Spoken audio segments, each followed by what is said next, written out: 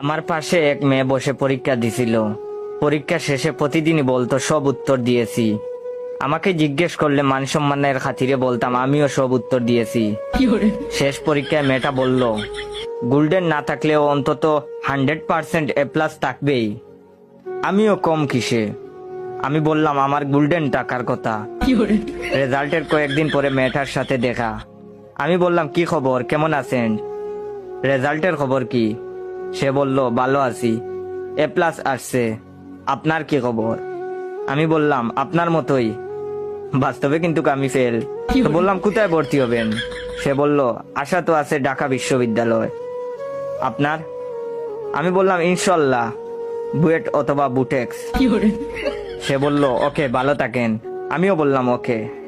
দুঃখের কপাল, পরের বছর আমি পদার্থ বিজ্ঞান আবার পরীক্ষা দিতে গিয়ে দেখি সেই মেয়েটা আমার আগে এসে বসে আছে পরীক্ষা দেওয়ার জন্য।